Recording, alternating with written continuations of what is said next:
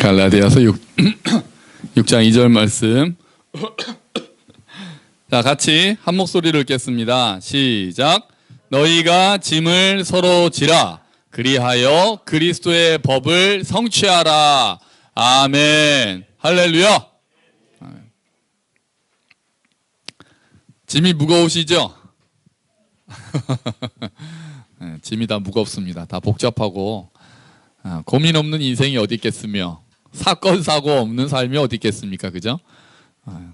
삶을 더 이렇게 오래 사신 분일수록 뭐 그 아픔이나 무거움은 뭐 말할 수가 없죠. 아이들은 다 자기가 제일 고민 많이 한다고 생각하거든요. 우리 또 사춘기 소년 소녀들은 또 자기가 인생에서 제일 힘든 줄 알아요. 다 지난 우리가 볼 때는 참 헛웃음이 나오지만 지금은 다 자기가 겪는 게 제일 어려운 거죠. 뭐. 자, 오늘 말씀해 보니까 짐을 서로 지라 그러잖아요. 짐을 져라. 그러면 딱 떠오르는 말씀 있지 않으세요?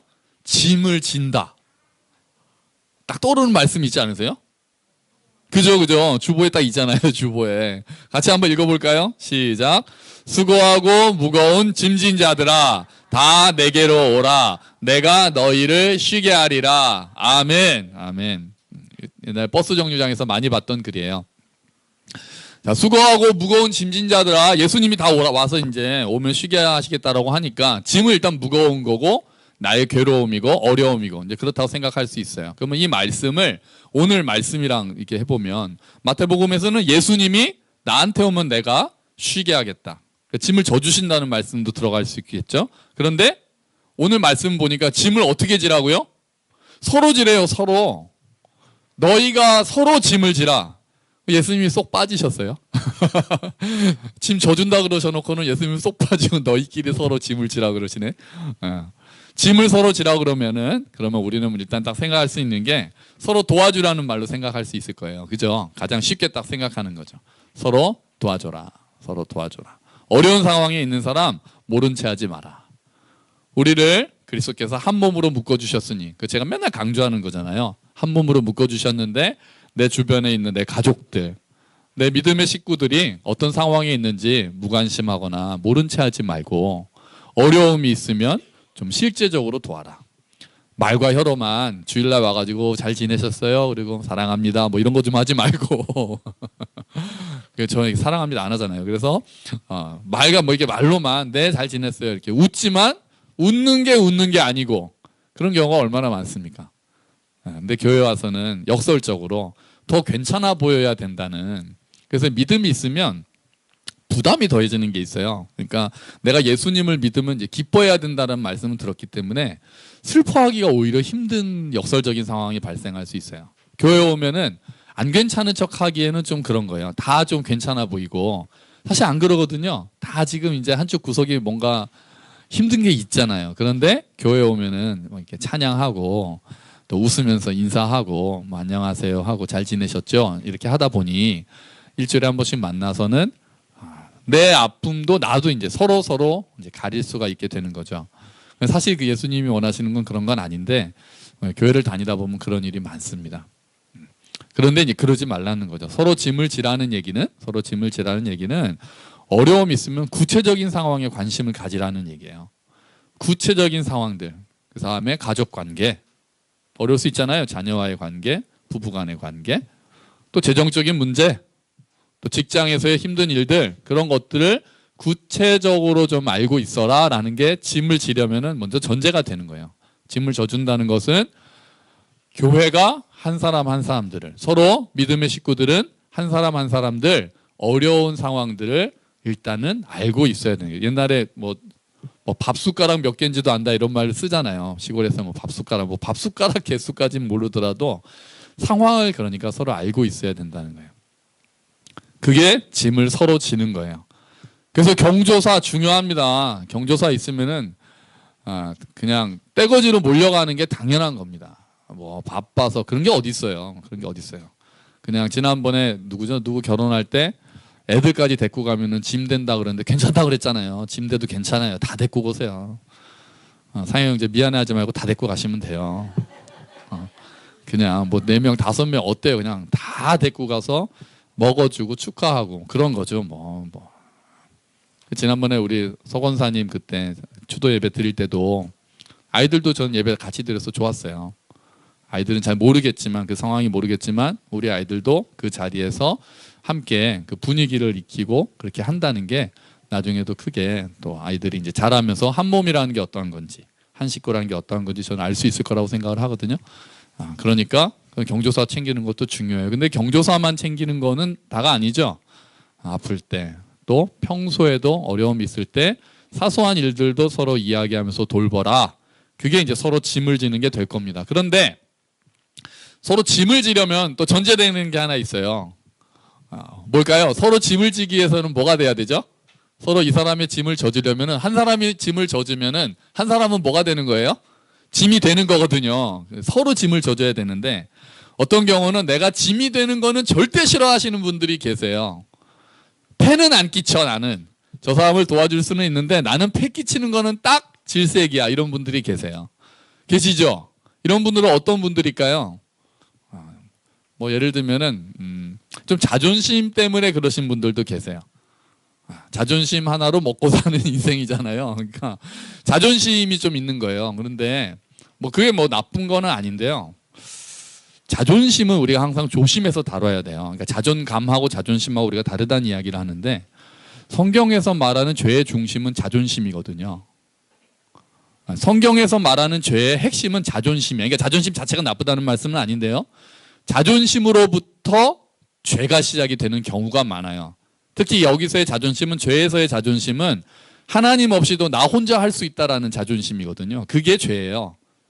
뭐 다른 거 아니라 하나님 없이 내 인생은 내 마음대로 살 수 있어가 죄예요. 그게 죄의 핵심이에요. 선악과는 그걸 의미한다 그랬잖아요. 그게 하나님 필요 없어. 나는 내가 내 인생을 다 알아서 할 수 있어가 내가 하나님이야랑 똑같은 말이에요. 결국은 따지고 보면. 그래서 그게 자존심이 잘못 세우면은 내 죄성을 그대로 드러낼 수가 있어요. 그러니까 내가 우리 지체들한테도 자존심 세우는 분들 계시잖아요. 있잖아요. 아이들도 그렇고 자존심 굉장히 막 센 사람들이 잘못하면 죄로 나아가기가 쉬워요. 자존심의 그 반대는 뭐를 배우겠어요? 겸손하기가 어려울 때가 있는 거예요. 자존심이 센 사람이 겸손하기가 쉽지 않아서 그래요. 뭐 자존심 있는 것 자체가 죄다 이런 말씀은 당연히 아니에요. 자존심도 있어야죠. 저도 자존심이 있어요. 그런데 그게 아무 때나 자존심이 발현이 되는 것은 내 속에 교만이 자리 잡고 있다는 걸 보여주는 것과 같아요. 그래서요, 짐이 되는 것, 연약한 모습을 보이는 것은 겸손을 배우는 통로가 될 수 있어요. 그죠? 그러니까 내가 누군가에게 폐를 끼칠 수밖에 없는 게 싫죠. 저도 남한테 폐 끼치는 거 되게 싫어하거든요. 저는 이건 좀 약간 다른 건데 저는 어디 이렇게 사이즈 옛날에 말씀드렸던가요? 옷 사이즈 밖으로 가서 미안해서 하나 더 사갖고 나오는 사람이었어요. 그러니까 옷이 크기를 잘못된 걸 샀는데 가서 그 말을 못하는 거예요. 미안한 소리를 못하는 거예요. 이거 바꿔달라는 말을. 그래가지고 딴 것도 사가지고 나오고 막 그랬어요. 그러니까 폐 끼친다는 생각이 아닌데도 누군가에게 폐 끼치는 걸 되게 싫어하는 거예요. 저도. 미안한 소리 하는 거 싫어하고. 근데 이게 교만으로 넘어가는 통로도 되고 내 안에 있는 어떤 자존심 또는 교만이 뿌리가 되어 있을 수 있다는 생각을 하게 됐어요. 좀 짐이 저 사람에게 내가 짐이 될 수도 있고 폐를 끼칠 수도 있다는 생각을 하는 게 오히려 좋아요. 만약에 우리가 여기 있는 모든 분들이 다 절대로 나는 폐를 안 끼친다고 생각하고 자리에 앉아 계시면 뭐가 될까요? 그러면 서로가 도울 수 있는 기회가 없겠죠. 그죠? 서로 다 나는 폐를 안 끼치겠다라고 마음을 먹고 여기 앉아 계시면 아무도 서로 도울 기회조차도 없을 거예요. 누군가 도움이 필요해야 도와줄 수 있잖아요. 근데 다 나는 도움이 필요 없어. 그리고 다 이렇게 앉아 있으면 누가 누구를 도울 수 있겠어요? 아무도 아무를 도울 수 없는, 서로 자기 인생을 살아가는 곳이 되는 거예요. 그러면 그거는 한 몸이 아닌 거죠. 지체가 다 독립해서 살겠다는 거잖아요. 눈이 혼자 살겠다는 거고 손이 혼자 살겠다는 거고 발이 혼자 살겠다는 거고 난 너가 필요 없어라고 얘기하는 거니까. 그래서 내가 절대로 남의 짐이 되지는 않을 거라고 생각하시는 분들은 오히려 역설적으로 선한 마음인 건 알아요. 남에게 자꾸 이렇게 막 민폐 끼치고 그러면 또 좀 미안하잖아요. 그건 또 알아요. 그것도 알고 마음도 좋은 것도 알고 그런 마음이 고맙기도 한데 그게 이제 너무 세지면 오히려 한 몸을 깨는 거예요. 나는 너희들이 필요 없어라고 똑같은 말이 되는 거거든요. 그러면은 교회 입장에서는 서운하죠. 서운할 수 있죠. 뻔히 도움이 필요한데 나는 너희들 도움 필요 없고 나 혼자 해낼 거야 라고 하면 서로 서운할 수가 있어요. 그러니까 여러분, 짐을 서로 져라 그럴 때는 짐이 되는 것도 포함된다는 걸 알아주셨으면 좋겠어요. 너무 미안해하고, 물론 뭐 말씀드렸듯이 늘 그냥 폐만 끼치고 아무런 미안함도 없이 뭐 그러면 또 뭐 좀 서로 힘들라나요? 근데 뭐 그렇게까지 되겠어요? 근데 요즘 반대가 너무 많아서 그래요. 내 힘든 얘기 난 안 해. 왜 자꾸 이렇게 사람들이 교회에서 모이면 자꾸 힘든 얘기 하라고 그래? 창피하게. 나 안 해. 우리 집의 얘기 나는 안 해. 우리 집에 어려운 얘기 교회에서 별로 안 해. 괜히 또 막 말새 나가고 막 뒷말 나오고 싫어. 그건 이게 잘못된 거죠. 말새 나가면 안 되는 건데, 그렇게 되면은 이제 그건 교회가 아닌 거죠. 서로 얽히지가 않잖아요, 삶이. 그건 지체와 함께 걷는 게 아니에요. 그래서 내 어려움을 내어놓을 수 있어야 돼요. 일단 교회가 그런 분위기가 될 수 있어야 돼요. 그런 분위기가 되려면 어려움을 내어놨을 때 그게 절대로 밖으로 새면 안 돼요. 그죠? 그 모임 밖으로 새면은 그건 이제 교회가, 그 말 옮기는 사람은 교회를 깨는 사람이에요. 들은 말은 하고 조용히 기도하고 실제로 도울 수 있는 일을 돕고, 이게 되어야 이제 안심하고 이야기를 할 수 있지 않겠어요? 근데 그렇지 않고 또 어쩌다 얘기했더니 그냥 밖에서 얘기가 돌아가지고 돌아서 들어오고 그러면 다시는 얘기 안 하죠. 그럼 이제 교회가 점점 교회가 아닌 걸로 되는 거죠.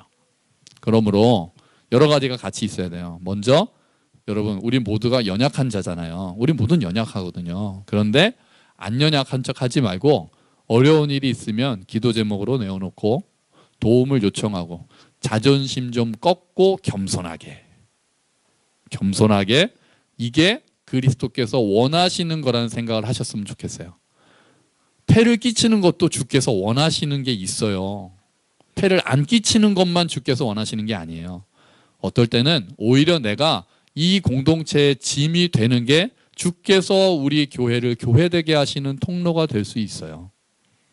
그러니까 그거를 다 내가 생각해서 내 자존심 때문에 다 잘라버리면 교회가 교회될 기회를 잃어버리는 거예요. 그러니까 여러분, 어려운 일 있으시죠? 너무 막 이렇게 안으로만 하지 마세요. 이렇게 털어놓으세요. 이렇게 이야기하시고 도움이 필요하면, 그렇다고 꼭 뭐 저희가 다 도울 수 있다는 보장은 없어요. 걱정하지 마시고 할 수 있는 만큼만 할 거예요. 우리는 도울 수 있는 것들 있을 수 있잖아요. 그리고 기도할 수 있잖아요. 기도하잖아요. 기도. 듣는 사람은 내가 실제로 못 도와도 기도는 할 거 아닙니까? 그렇게 해서 하나님이 우리 가운데 어떤 일을 하시는지를 보아야 그게 이게 교회구나.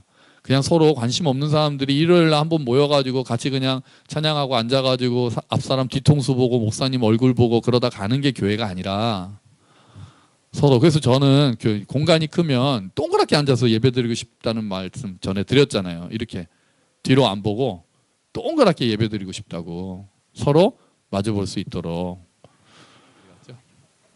그래서 그러니까 폐가 되세요. 이거 완전히 끊어졌어요. 네. 폐가 되세요. 괜찮아요. 그래서 서로가 돌볼 수 있는 기회를 가지고 서로 기도하고 하는 과정 가운데서 한 몸임을 경험하면 좋겠다는 거죠. 서로 기대는 게 교회입니다. 혼자만 서 있는 게 아니에요. 서로 기대는 게 교회예요. 그런데 사실 우리가 또 하나 더 보려고 그래요. 짐을 지자 그랬죠? 다음에 짐이 되자 그랬죠? 그런데 사실은 오늘 말씀은 어려움을 서로 도우라는 것만 얘기하는 건 아니에요. 그걸 어떻게 알 수 있냐면은 6장 1절을 보면 압니다. 여러분 주보에 있어요. 6장 1절 같이 읽어보죠. 시작. 교우 여러분, 어떤 사람이 어떤 죄에 빠진 일이 드러나면 성령의 지도를 받아 사는 여러분은 온유한 마음으로 그런 사람을 바로잡아주고 자기 스스로를 살펴서 유혹에 빠지지 않도록 조심하십시오. 아멘. 그러니까 이거는 지금 교회 안에 어떤 사람이 죄에 빠진 게 드러나면 어떻게 하라는, 그러니까 막 뭐라고 하지 말고 부드럽게 그 사람을 잘 바로잡아주고 그 사람이 바른 길을 가도록 바로잡아주고 또 스스로도 혹시 나도 저런 죄를 지을 수 있지 않을까라고 서로 스스로를 잘 돌아보라는 말씀이에요. 그리고 나서 바로 밑에 너희는 서로 짐을 져라 이렇게 나온 거예요. 그러면 1절이랑 2절을 연결해 본다면 짐을 지라는 거는 그 사람을 바로잡아 주라는 의미예요. 사실은 여기서는 6장 2절에서 짐을 지라는 거는 그 사람이 힘들 때 위로해 주라 요 차원을 넘어서 그 사람이 잘못을 저지르고 있으면 바로잡아 주라는 의미에서 짐을 지라는 거예요. 조금 다르죠, 생각이.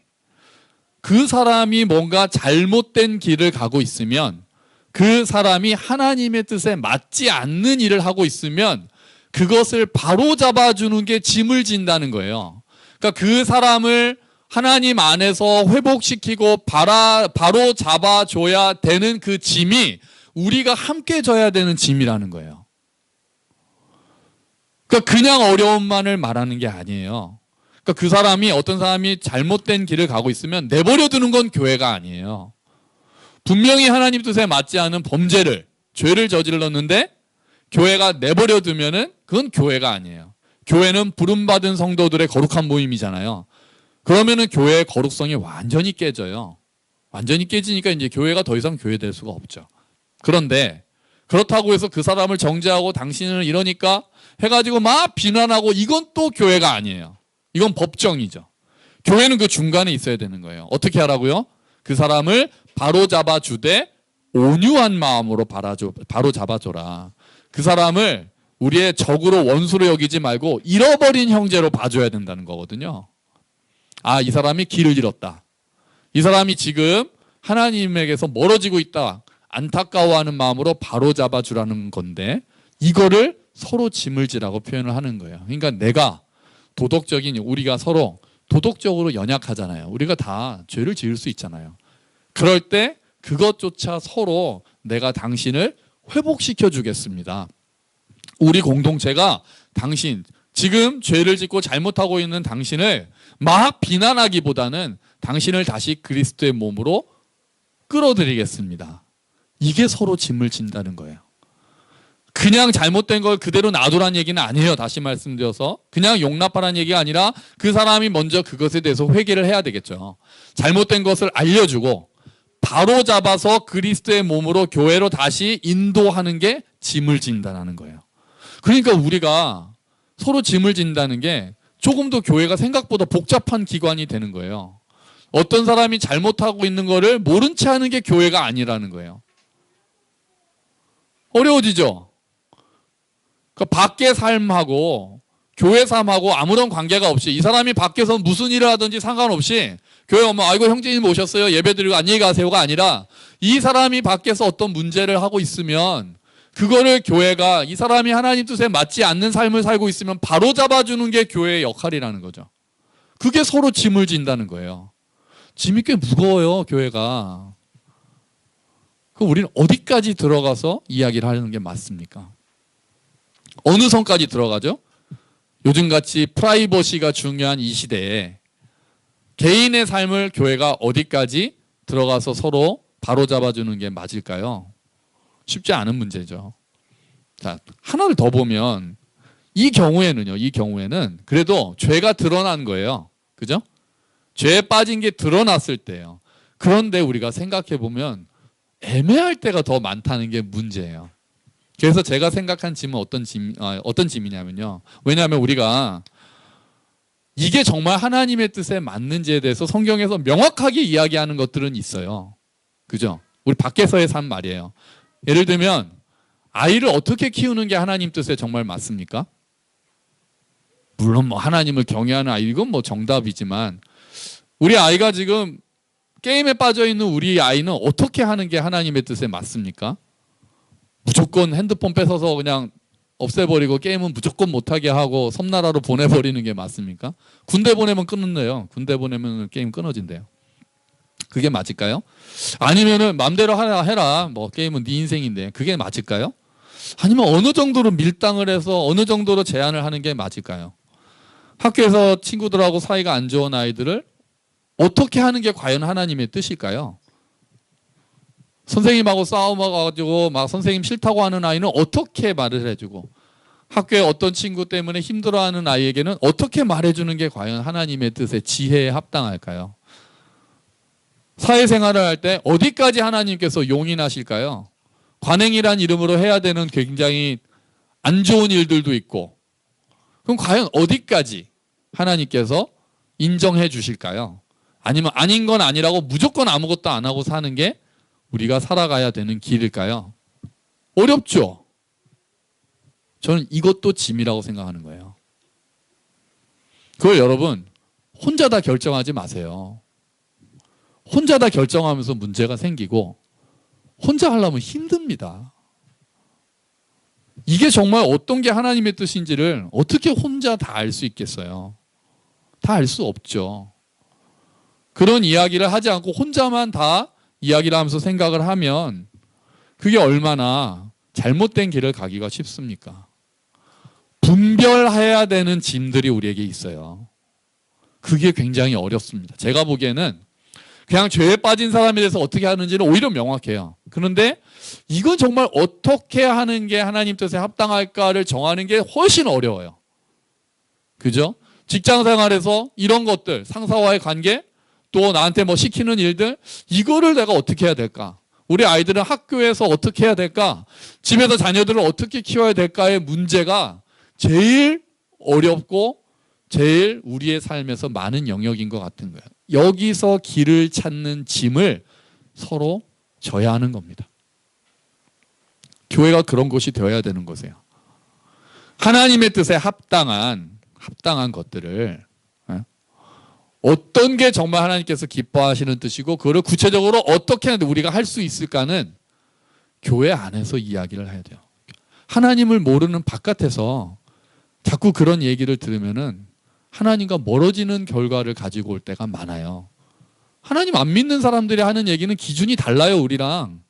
근데 그 사람들한테서 삶의 지혜라고 계속 듣는 얘기가 나의 신앙하고 삶의 지혜가 이제 분리되기 시작하는 거죠. 교회는 예배 드리고 직장에 나가고 학교에 나가고 가정에 있을 때는 밖에 있는 얘기로 살아가는 거예요. 완전히 분리가 되는 거죠. 교회는 딱 여기서 내 개인적인 신앙, 하나님 나 구원하셨고, 그리고 밖에서 살 때는 세상에서 돌아가는 일들. 그게 이원론이잖아요. 지금 우리가 오후마다 하는 게 그거 하지 말자는 거고. 자, 그렇다면 우리에게 이제 필요한 게 생기는 거예요. 뭐가 필요할까요? 이렇게 서로 분별하고 인도를 따르는 짐을 서로 지기 위해서는 뭐가 필요할까요? 히브리서에 있어요. 오늘 본문을 보죠. 아니, 주보요. 주보. 히브리서 10장 24절부터 25절까지입니다. 같이 읽겠습니다. 시작.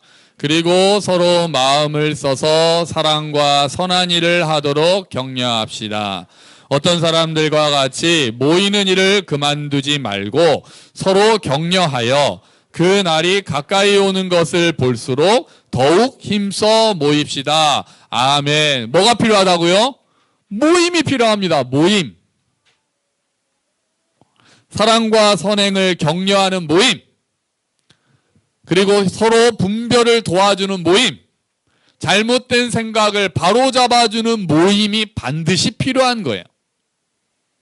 그거는 요 예배로 안 돼요. 요 예배만으로 안 돼요. 그래서 제가 우리 교회에서 꼭 필요한 게 뭐라고 늘 말씀드리는 거예요. 소그룹 모임이 그래서 꼭 필요한 거예요.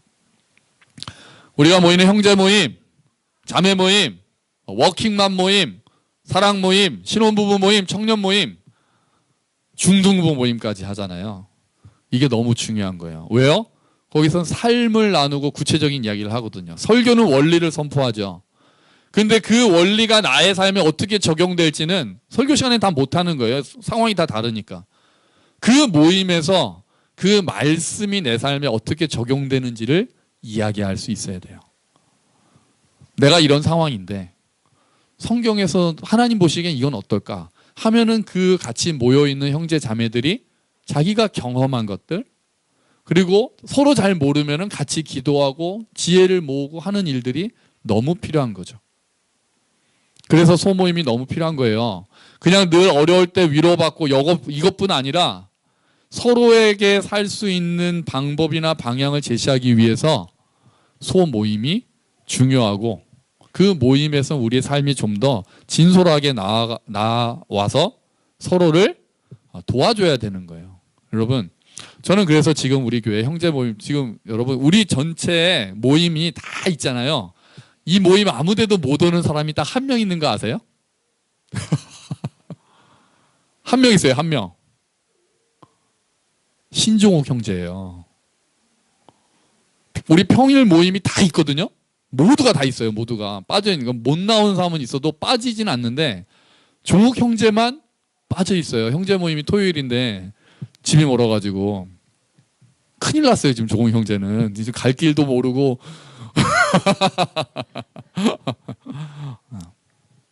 여러분, 저는 그 모임이 정말 여러분의 속을 털어놓을 수 있는 모임이 됐으면 좋겠습니다. 진짜 혼자 끙끙대지 말고 어려운 상황을 나누고 함께 우는 모임이 되면 좋겠습니다. 기도 제목을 나누면서 함께 기도하는 모임이 됐으면 좋겠습니다. 말씀을 함께 배우면서 하나님의 뜻을 알아가고 분별하는 모임이 됐으면 좋겠습니다. 어떻게 이 상황, 내 딱 구체적인 이 상황에서 어떻게 하는 것이, 직장에서 이런 일이 생겼는데 이걸 어떻게 하는 것이, 아들이 지금 나랑 이런 말썽이 있는데 어떻게 하는 것이, 내 딸하고 나하고 이런 일이 있는데 어떻게 하는 것이 하나님의 뜻에 맞을까라는 이야기를 하고, 그 이야기를 서로 먼저 경험한 사람들, 말씀으로 승리해 본 경험이 있는 사람들이 이거는 이렇게 하는 게 하나님 뜻인 것 같더라, 나도 이런 상황이 있어서 이렇게 기도하면서 했더니 하나님이 이렇게 해주셨더라, 그런 이야기를 통해서 서로 자기의 삶이 각자의 삶이 하나님 뜻에 합당한 삶으로 점점 더 그렇게 방향이 잡혀지는 모임이 됐으면 좋겠습니다. 그래야 우리가 함께 자라가는 겁니다.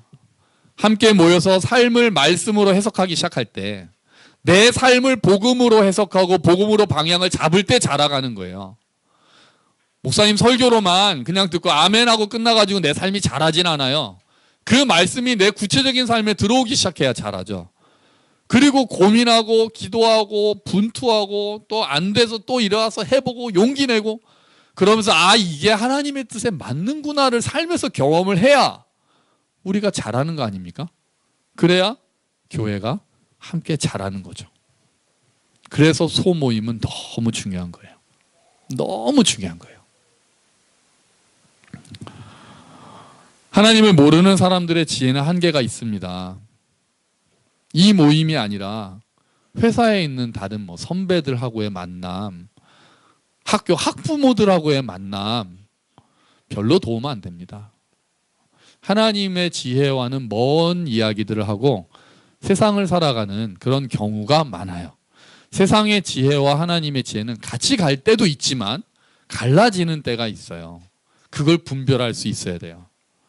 어디까지 내가 수용하고 받아들일 수 있는 지혜고, 어디부터는 저거는 하나님을 모르니까 하는 얘기구나 라는 걸 분별할 수 있어야 돼요. 그게 안 되면 우리가 그걸로 훅 넘어가요, 다. 그래서 믿음의 모임이 너무 중요한 거예요. 우리의 고민은 그렇기 때문에 교회 모임 안에서 1차적으로 나누어져야 합니다. 왜냐하면 그래도 기도하는 사람들이니까요. 하나님의 지혜가 있는 곳이니까요. 내가 보기엔 저 사람이 너무 똑똑해 보여도 하나님 없이 똑똑한 사람들하고 조금 더 모자라 보여도 그 하나님께 기도하는 사람들은 이 사람들이 더 낫습니다. 왜요? 우린 믿잖아요. 하나님의 지혜가 세상의 지혜보다 크다고 믿으십니까? 아멘이잖아요. 그러면 그 지혜 하나님께 기도하는 이 모임이 훨씬 더 지혜로운 모임이 될 수 있는 거예요. 물론 우리가 취할 것들은 취하는 지혜도 있겠지만, 이 모임 안에서, 믿는 자들의 모임 안에서 어떤 것이 하나님의 뜻인지, 어떤 것이 내가 지금 취할 일인지 사소한 거 하나하나를 이야기하고 할 때 함께 바로 잡아줄 수가 있고, 그렇게 내가 성장하면 이제 후배들을 이끌어줄 수가 있는 거예요. 그렇게 고민해 봤으니까. 이제 같은 고민을 하고 있는 자가 있으면 아, 내가 그것 때문에 고민하면서 기도하면서 도움을 받았는데 이렇게 하는 게 하나님 뜻에 맞는 것 같아 라고 이야기해 줄 수 있는 거고, 그렇게 해야 공동체가 함께 자라는 겁니다. 여러분, 하나님께서 우리를 한 몸으로 묶어주셨어요. 그리고 서로 짐을 지라고 하십니다. 이게 쉬운 일은 아닙니다. 지금 내 짐 지기도 바쁜데 어떻게 남의 짐을 져? 이라고 얘기할 수 있어요. 하지만 하나님은 한 몸으로 묶어주실 때 이미 서로가 짐을 지는 존재라고 말씀하신 거예요. 여러분, 교회에 내가 등록을 하고, 특히 이런 함께 걷는 교회 같은 곳에 등록을 하는 순간에는 내가 서로 짐을 지는 자가 되겠다라고 선언하신 거예요. 서약하셨잖아요. 그러면 이제 그 일들을 하기 시작하는 거예요. 이게 또래들만 되면 안 돼요. 먼저 결혼한 사람들이 청년들하고 이야기를 많이 해줘야 돼요. 먼저 아이를 많이 키우신 분들이 이제 막 아이들을 키우는 분들하고 이야기를 해주셔야 돼요. 중학생들이 초등학생들한테 얘기해줘야 돼요. 중학교는 이런 거야? 얘기해줄 수 있어야 돼요. 서로가 자기의 경험과, 근데 이게 말씀으로 승리한 경험 없이 그냥 내가 세상 지혜처럼 이렇게 하면 안 되고, 기도하며 고민했던 경험들을 나눠주셔야 돼요. 그래야 돌파구가 있는 거예요. 그러지 않으면 자기들끼리 모여서 맨날 똑같은 얘기들만 하거든요. 경험을 가지고, 기도로 이겨본 경험, 하나님을 경험해본 경험, 하나님께서 어떠한 일을 하시는지를 경험해본 그 경험이 있는 사람들이 이제 그거를 나눠줄 수 있기 시작하는 거예요. 그렇게 교회가 세워지는 거죠. 그게 잘 안 되면 지금부터라도 기도하면서 말씀 안에서 순종하는 것들을 함께 훈련해야 되는 겁니다. 서로 짐을 지는 게 쉽지 않지만 실제적으로 서로 도우면서 우리는 서로가 하나님의 은혜의 통로가 됩니다. 그게 교회예요. 서로가 하나님의 은혜의 통로가 되고 서로가 하나님의 지혜의 통로가 되는 것이 하나님의 원래 설계였어요. 그래서 하나님께서 교회를 만드신 거예요. 서로가 통로가 되라고. 나의 은혜의 통로가 되고 나의 지혜의 통로가 되라고 하나님께서 교회를 만드셔서 묶어주신 거예요. 그래서 우리가 서로를 보고 하나님이 어떻게 일하시는지를 경험할 수 있는 겁니다. 그래서 함께 자라가는 겁니다.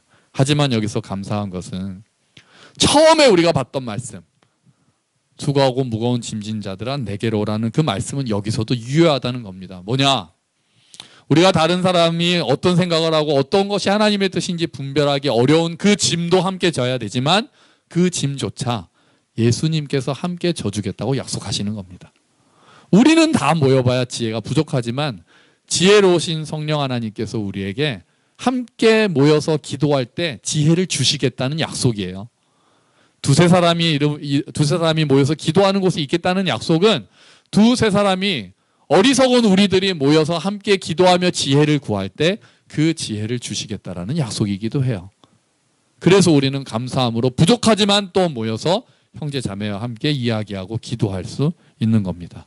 우리 교회가 말로만이 아니라 실제로 서로 돕고 함께 표대를 향해서 걸어가는 지체와 함께 걷는 교회가 되기를, 그래서 서로가 서로에게 은혜의 통로가 되고 지혜의 통로가 돼서 정말 이 모든 공동체에 속해 있는 사람들의 교회 삶이 아니라 개개인의 각자 그 자리에서의 삶이 하나님의 뜻 안에서 바로잡아지고 하나님의 뜻 안에서 성장할 수 있게 되기를 주의 이름으로 축원합니다. 아멘. 같이 기도하겠습니다. 하나님, 짐을 지라고 하셨는데 먼저 내가